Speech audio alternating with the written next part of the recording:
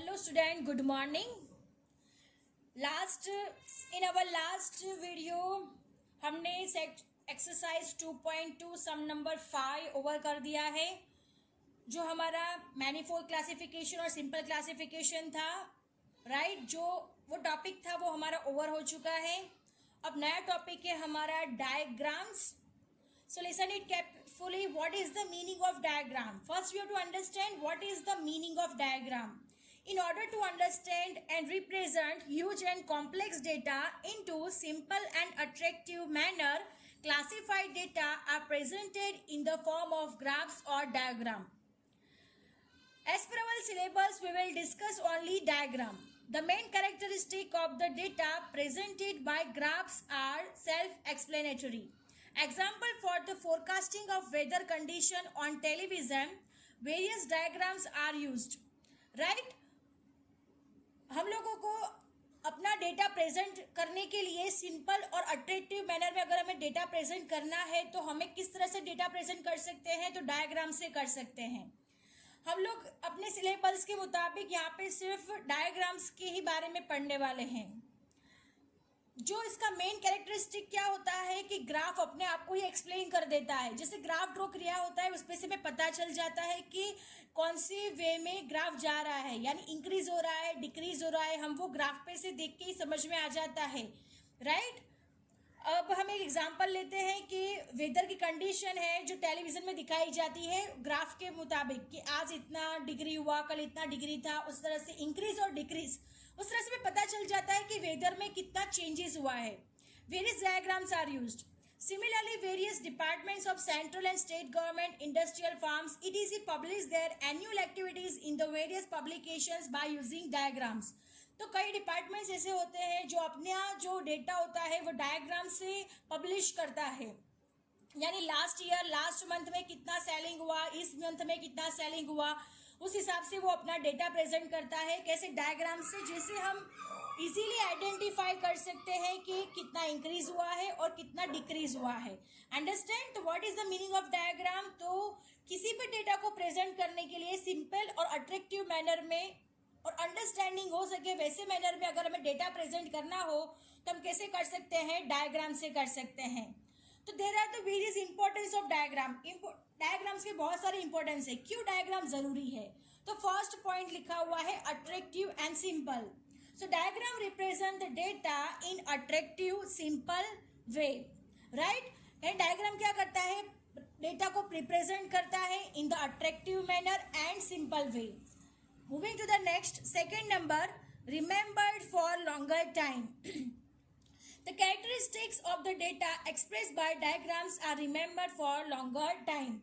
यानी जो डेटा हमने रिप्रेजेंट किया होगा डायग्राम से वो लंबे समय तक हमें क्या रहता है? याद रह जाता है. Understand. Now moving to the third, comparative study. When two or more set of data are presented by diagram on the same scale, the comparative study of those data becomes very simple. यानी comparative study करने के लिए भी diagrams कैसा है? बहुत ही useful है. अगर हमारी कंपनी एक से ज़्यादा चीज़ें बना के बेच रही है तो हम लोगों को देखना हो कि कौन सी चीज़ की सेलिंग सबसे ज़्यादा है, तो हम लोग दोनों की चीज़ों का जो डायग्राम है एक ही डायग्राम में ड्रॉ करेंगे और हमें वैसे ही पता चल जाएगा कि कौन सा चीज है जो सबसे ज्यादा हमारी सेलिंग हो रही है. यानी कंपैरेटिवली स्टडी इसके लिए क्या हो जाएगी? आसान हो जाएगी. अंडरस्टैंड. यही डायग्राम से क्या होता है? कंपैरेटिवली स्टडी करनी बहुत ही आसान हो जाती है. Understand. Number fourth, save time. Diagrams have visual presentation of the data, so one can save time for studying the data. Diagrams का क्या होता है? विजुअल डेटा होता है, यानी हम उसे देख सकते हैं और उससे आइडेंटिफाई कर सकते हैं और उससे हम लोग अंदाजा लगा सकता है कि कितना इंक्रीज हुआ है, कितना डिक्रीज हुआ है. यानी हमारा क्या हुआ? टाइम की सेव करता है. क्यों करता है? क्योंकि उसमें स्टडी करना पड़ता नहीं है, सिर्फ हमें डायग्राम को ही देख के हमें एनालिसिस कर देना पड़ता है कि कितना इंक्रीज हुआ है, कितना डिक्रीज हुआ है. तो ये क्या हो जाता है कि डायग्राम्स है visual presentation of data, so one can save time for studying the data. यानी उससे क्या हो जाएगी? टाइम का क्या हो जाती है? सेव हो जाती है. टाइम हमारा क्या हो जाता है? बच जाता है. Now fifth, easily understood.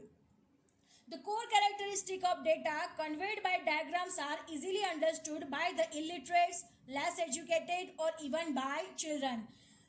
ये बहुत ही इजी है अंडरस्टैंडिंग के लिए. अगर कोई पढ़ा लिखा नहीं है, कोई कम एजुकेटेड है या फिर कोई चिल्ड्रन है, उसको भी अगर हम डायग्राम बता देंगे तो उसको भी पता चल जाएगा कि कहाँ पे इंक्रीज हो रहा है, कहाँ पे डिक्रीज हो रहा है. इसीलिए ये डेटा कैसा होता है, easily understood by the illiterate people या लेस एजुकेटेड या इवन चिल्ड्रन. कोई भी उसे देखेगा तो उसे पता चल जाएगा कि वो डेटा क्या रिप्रेजेंट कर रहा है. Now moving to the next, effective advertisement. By using diagrams, industrialists and businessmen can make effective advertisement for their products. यानी वो डायग्राम्स देखने से उन लोगों को पता चल जाता है कि हमें कितनी एडवर्टाइजमेंट करनी है, कितना हमें प्रमोट करना है अपनी प्रोडक्ट को. तो वो कैसे पता चलता है, तो बाय द डायग्राम. क्योंकि डायग्राम में उसे पता होता है कि कहाँ पे वीक हुआ, कहाँ पे डिक्रीज हुआ, कहाँ पे इंक्रीज हुआ. तो वो हिसाब से डिसीजन लेके इफेक्टिव एडवर्टाइजमेंट अपनी प्रोडक्ट की कर सकते हैं. Now moving to the number 7. Very useful for conveying the message. Diagrams are very useful for conveying the message related to social reforms effectively. यानी ये मैसेज कन्वे करने के लिए बहुत ही यूजफुल है. Understand.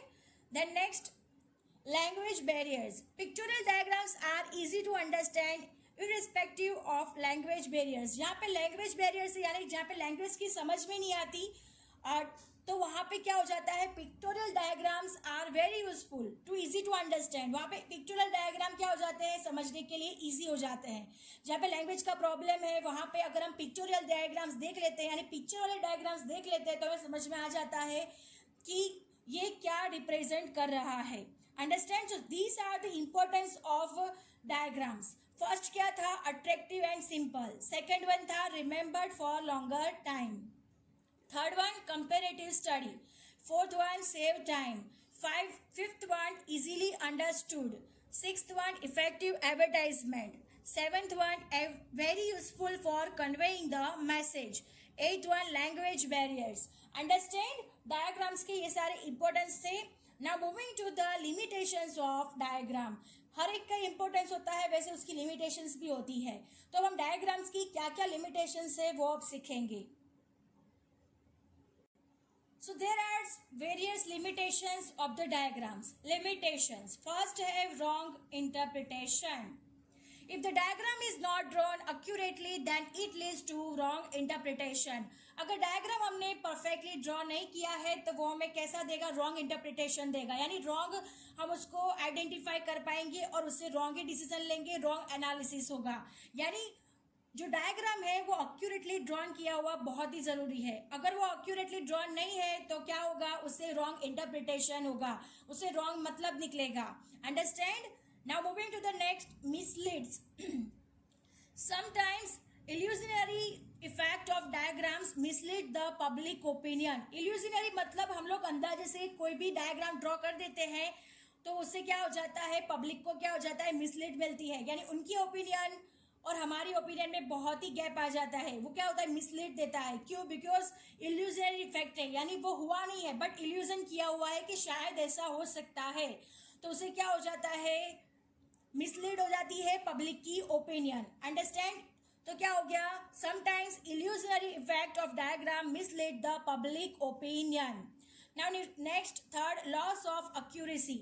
There is a loss of accuracy of the data by diagrammatic representation. यानी diagrammatic representation क्या होता है, लॉस ऑफ एक्यूरेसी. उसे क्या हो जाती है, जो एक्यूरेसी होती है उसका एक्यूरेसी का क्या होता है, लॉस होता है. There is a loss of accuracy of the data. कई डेटा क्या हो जाता है, लॉस हो जाता है. अंडरस्टैंड. बाय डायग्रामेटिक रिप्रेजेंटेशन से कई डेटा क्या हो जाते हैं, लॉस हो जाते हैं. उनकी एक्यूरेसी क्या हो जाती है, लॉस हो जाती है. Understand. These three are the limitations of diagram. First है रॉन्ग इंटरप्रिटेशन. यानी अगर हमने डेटा एक्यूरेटली ड्रॉ नहीं किया तो उससे जो हम इंटरप्रेट करेंगे वो गलत हो सकता है. मिसलीड्स मतलब है कई इल्यूजनरी इफेक्ट होते हैं डायग्राम्स के जो मिसलीड करती है पब्लिक के ओपिनियन को. Now moving to the third, loss of accuracy. And there is a loss of accuracy of the data by diagrammatic representation. Diagram में ड्रॉ करने से कई डेटा होते हैं जो हमारे क्या हो जाते हैं, लॉस हो जाते हैं. Understand. So these three are the limitation of diagram. I hope you understand it very well. First हमने क्या सीखा, importance of diagram, and second one हमने सीखा limitations of diagram. I hope you understand it very well. Thank you students.